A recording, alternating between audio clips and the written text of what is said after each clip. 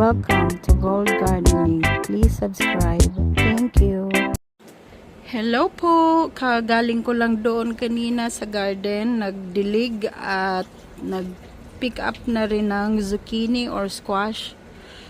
So, bumalik na ako dito sa may shade kasi super init talaga. Hindi ko na kakayanan, super init na. Kahit maaga pa lang siya. Ano pa dito, nagdalig ako alas 8, so mga 2 hours ako sa garden kanina. Tas ngayon, alas 11 na dito, 11 o'clock. Tas ito yung pinag-harvest ko kanina doon sa garden.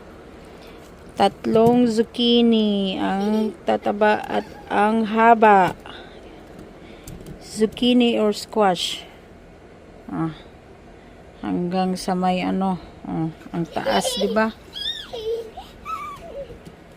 3 yan. Tsaka nakakuha din ako ng 2 sibuyas. Sibuyas doon sa garden.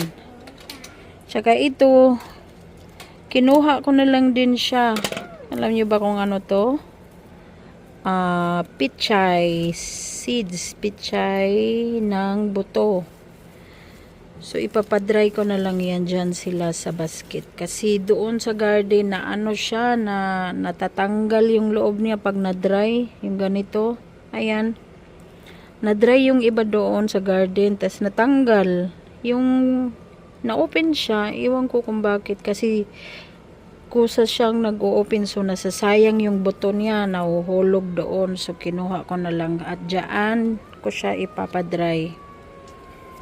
So, ayan po ang harvest ko for today. Zucchini, sibuyas, at itong buto. May may ngaw-ngaw dumaan.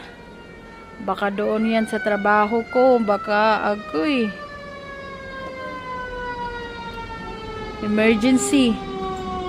Ayun. Baka may nahulog doon sa mga alaga ko.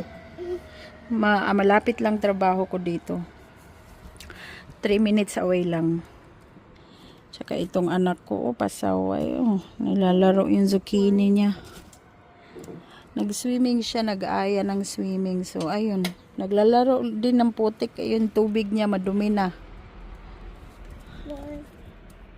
You wanna count the zucchini? How many?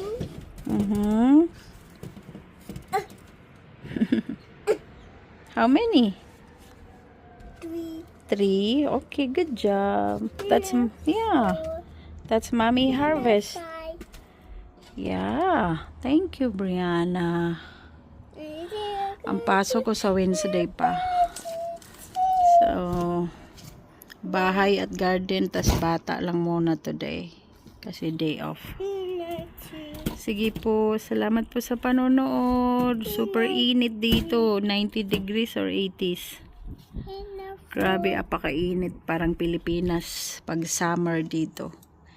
Sige po, salamat po sa panonood. Hanggang dito na lang po ang video call. Bye-bye.